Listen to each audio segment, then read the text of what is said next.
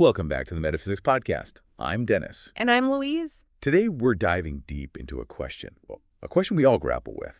How to protect our energy from those pesky low vibrations. Yeah. You know, that feeling of being drained or weighed down? Yeah. After dealing with negativity, it's like walking through an energy swamp. It is a great topic. So many of us intuitively sense there's this invisible energy field around us, and it impacts our well-being. And you're right, it's not always sunshine and rainbows out there. Right. Okay, so let's start with the basics. What exactly were you talking about when we say vibrations? It sounds very, new agey. Think of it like this. Everything in the universe, including our thoughts and emotions, is energy vibrating at different frequencies, just like radio waves carry music. Our thoughts and feelings send out energetic signals. Oh, interesting. So if I'm feeling joyful and optimistic, I'm sending out a high-frequency signal and attracting more experiences that match that vibe. Precisely. And if you're stuck in a loop of worry or negativity, that lower frequency pulls in similar energy, attracts. Yeah, that makes sense. But it also feels a little daunting. It's like, if I have a bad day, am I doomed to attract more negativity? How much control do we actually have over this guy? That's where the idea of conscious energy management comes in. We're not puppets to our emotions. Yeah. We can learn to shift our vibration and become more resilient to those low vibe influences. It's like developing an energetic immune system. Okay, I like that analogy. An energetic immune system. Right. So where do we even begin? Is it all about positive thinking, slapping on a fake smile, and pretending everything is perfect? Because, Well, let's be real, that's not sustainable. definitely not. Authenticity is key. The first step is recognizing that self-care is foundational to energy protection. You can't pour from an empty cup. Right. If you're depleted. You're more vulnerable to those energetic dips. That makes sense. It's like trying to fight a battle on an empty stomach. So what are some practical self-care strategies that can boost our energy reserves? It's about finding those practices that truly nourish you. For some, it's spending time in nature, meditating, or getting lost in a good book. For others, it might be dancing, creating art, or simply having a good laugh with friends. So it's about identifying what refills your personal well, right? And doing those things consistently, not just when we're already feeling drained. Absolutely. It's preventative medicine for your energy field. And here's something fascinating.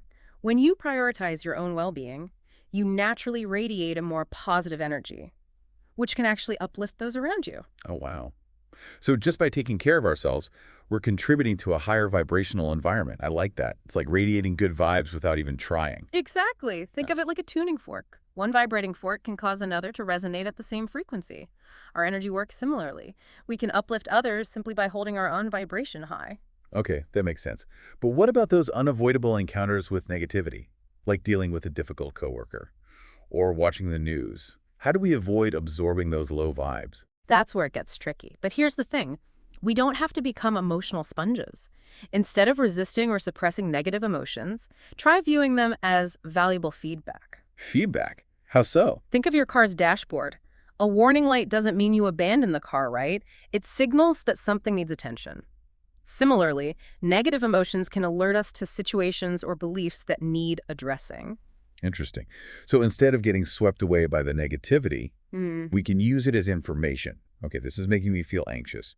What can I learn from this? What needs to change? Exactly. That shifting perspective can be incredibly empowering. You're not a victim to your emotions. You're an investigator, using them to guide you toward greater self-awareness and growth. That's a game changer. So instead of fearing negative emotions, we can actually use them to our advantage. Precisely. They become catalysts for transformation, helping us define what we don't want, so we can move closer to what we do want. I love that. So we've talked about self-care and reframing negativity.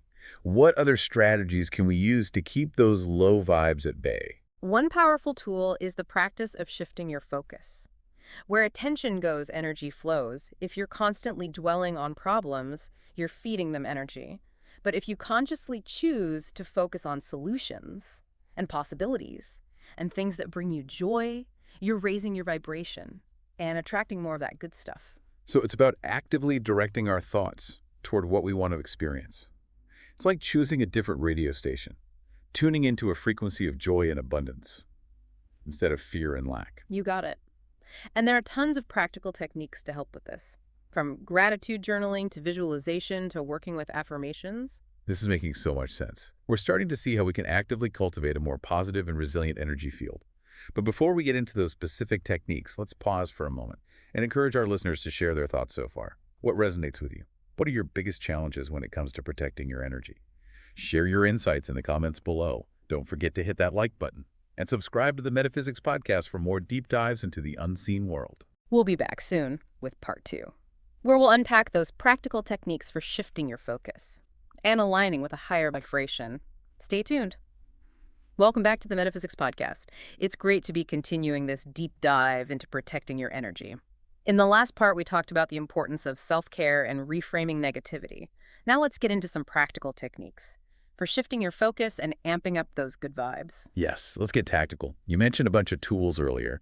What are some of your favorites for actively cultivating a higher vibration? One that's incredibly powerful and often overlooked is the practice of gratitude. It's not just about saying thank you. It's about cultivating a deep appreciation for the good in your life, no matter how small. It sounds so simple, but I know from experience, when I'm stressed or feeling down, gratitude is often the last thing on my mind. How do we actually make this a habit, especially when we're not feeling particularly grateful? That's the key, making it a practice. Even when it feels forced, start small. Each morning, write down 3 things you're grateful for. Maybe it's a cozy bed, a delicious cup of coffee, or simply the fact that you woke up healthy. It's like training our brains to scan for the positive, right? Instead of focusing on what's missing, we're actively seeking out what's already good. Exactly. And here's the cool part. The more you practice, the more you start to notice those little blessings throughout the day. A beautiful sunset, a friendly smile, a moment of laughter. It's like you've put on gratitude glasses and the world starts to sparkle. I love that. It's like we're rewiring our brains to tune into a frequency of abundance. And that shift in perspective can have a ripple effect on your entire life. Gratitude isn't just a mood booster, it's an energetic magnet for more good things to flow your way. Okay, gratitude check. What other techniques can we add to our energy-boosting toolkit? Another powerful practice is visualization.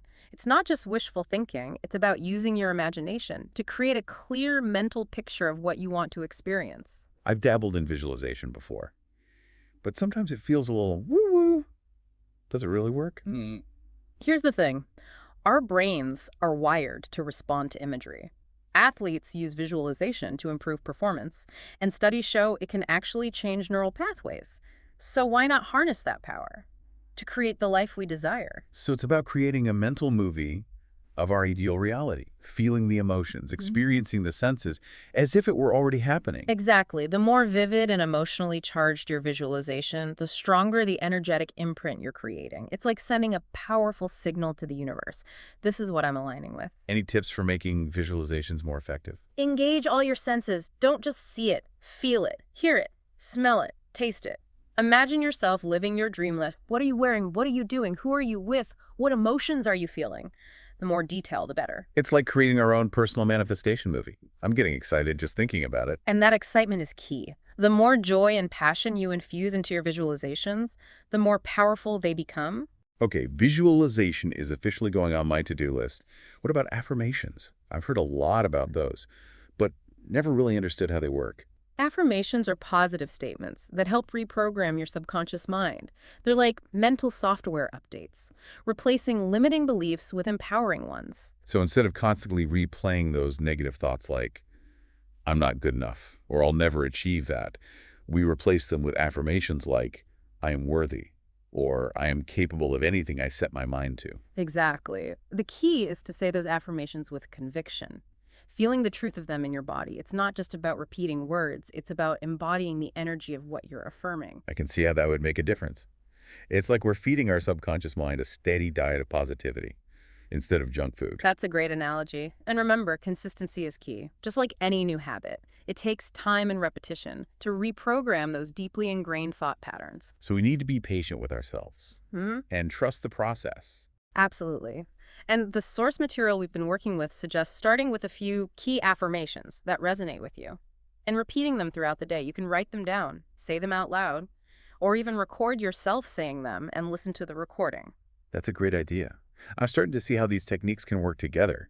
Gratitude visualization affirmations. It's like building a powerful force field of positivity. Exactly. And the more you practice, the stronger that force field becomes. You'll find yourself naturally gravitating towards higher vibe experiences and repelling those low vibe influences that used to drain you. This is so empowering. We're not just victims of our circumstances. We have the power to create our own reality. That's the beauty of understanding energy. It's not about denying the challenges. It's about choosing to align with a frequency that supports our well-being and allows us to thrive. This conversation has been incredible. I feel like I'm already feeling more energized and optimistic, but I know there's more to explore. Before we move on, let's give our listeners a chance to catch their breath and share their takeaways. What's resonating with you so far? What techniques are you excited to try? Share your thoughts in the comments below. And if you're loving this deep dive, don't forget to like and subscribe to the Metaphysics podcast. For more explorations into the unseen world, we'll be back soon with part 3, where we'll delve into even more advanced techniques for aligning with the vortex and creating a life that truly lights you up. Stay tuned.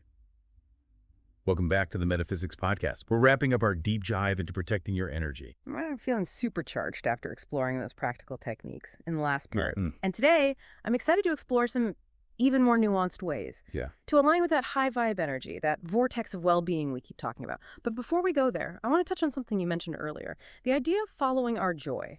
It sounds wonderful in theory, but in reality, life can get pretty demanding. How do we actually prioritize joy when we're juggling work responsibilities and all the curveballs life throws our way? That's the real challenge, isn't it? It's not about ignoring our responsibilities or living in a bubble of bliss. It's about making conscious choices, big and small, that align with what truly lights us up. So it's about being intentional. Instead of just going through the motions, we're asking ourselves, does this bring me joy? Does this feel aligned with my soul? Precisely. And sometimes it's those small moments of joy that make all the difference. Taking a walk in nature, listening to your favorite music, having coffee with a friend. These seemingly small acts can have a huge impact on your overall energy. It's like sprinkling our day with those little sparks of joy, those moments that remind us what it feels like to be truly alive. And here's the interesting thing. When you start prioritizing those moments, you might notice that bigger opportunities for joy start showing up in your life. It's like you're sending a signal to the universe. I'm open to more of this. I love that. It's like we're creating a positive feedback loop, attracting more joy into our lives. But what about those areas where joy feels elusive? Like those unavoidable obligations that just feel draining. That's where it gets tricky. But even there, we have choices. Can we delegate? Can we set boundaries? Can we shift our perspective and find a way to bring more lightness into the situation? So it's not about forcing joy where it doesn't exist. It's about being creative and finding those little pockets of joy, even within challenging circumstances. Exactly. And sometimes the most joyful thing you can do is say no to something that drains you, even if it feels uncomfortable at first. It's about honoring our energy and knowing that we can't pour from an empty cup. So we've talked about gratitude, visualization, affirmations, following our joy. What other tools can help us align with that vortex of well-being? One technique that I find incredibly helpful is working with the energy of the moon. Okay, I've heard about moon rituals, but never really understood how to tap into those energies. It's actually quite simple. The moon goes through a cycle, just like we do. Each phase has its own unique energy that we can work with. So how do we actually do that? The new moon is a time for new beginnings.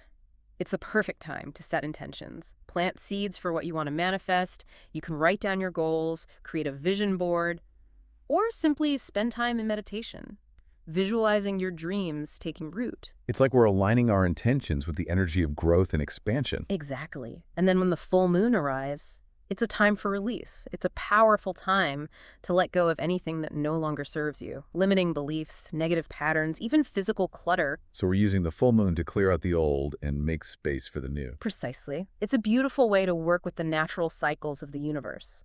To support your growth and evolution, you can write down what you want to release and burn the paper, do a releasing meditation, or simply spend time reflecting on what you've learned and how you've grown over the past month. It's like we're riding the waves of cosmic energy, aligning with the natural rhythms of creation and destruction. And as you become more attuned to these subtle energies, you might find that your intuition becomes stronger as well. Intuition, that gut feeling, that inner knowing, it can feel so elusive sometimes. How do we cultivate a stronger connection with our intuition? Start by paying attention to those subtle nudges, those whispers of guidance that you receive throughout the day.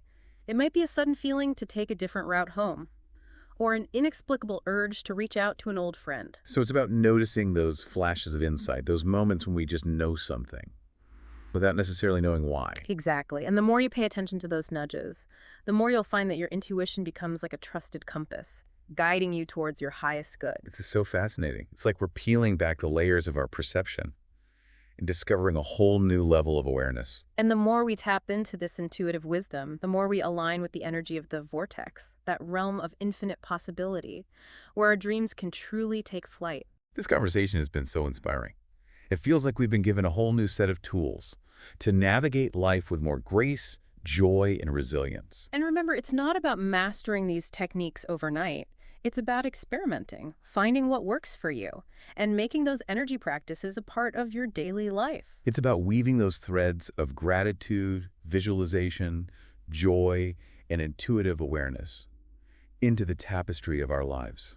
Beautifully said. And as you continue on this journey, remember, you are not alone. We are all connected, all part of this grand cosmic dance of energy. So let's support each other, share our insights, and celebrate our collective awakening.